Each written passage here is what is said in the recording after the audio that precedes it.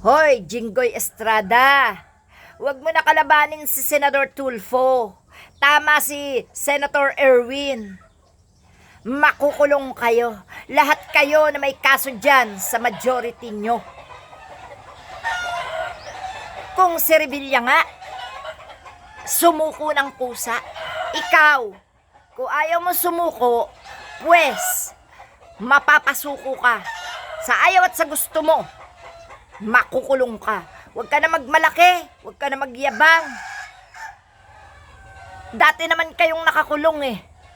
Pinalaya ka lang ng berdugo, kaya ka nandyan. Pero umulit ka na naman.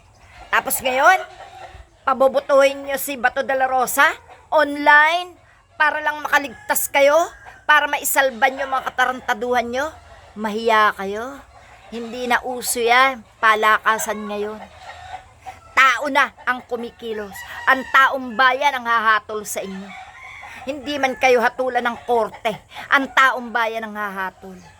Ang taong bayan ang may hawak ng tunay na batas ngayon dahil walang kwenta ang batas dito sa Pilipinas. Kaya nga yung mga hindi maresolbang kaso sa ICC na dinala.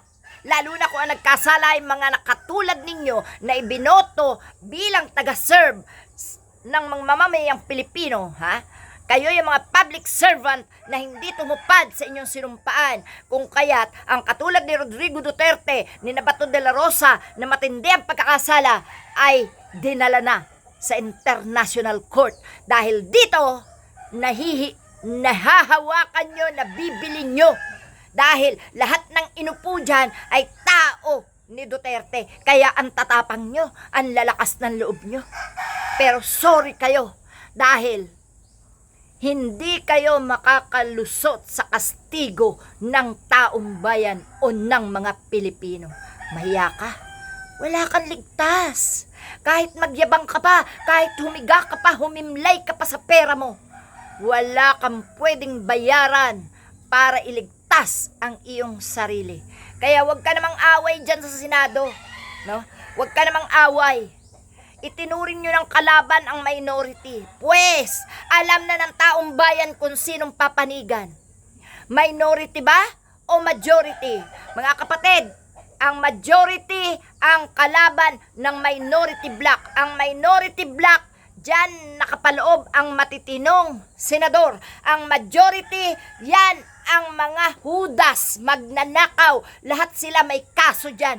Kaya dapat ipon-ipon talaga, marunong talaga ang Diyos, no? Inipon ang mga batong patay at ang mga batong buhay. Etong buhay ang lilipol sa mga patay na batong yan. Kaya tumigil ka na, Jinggoy Estrada. Tumigil ka na.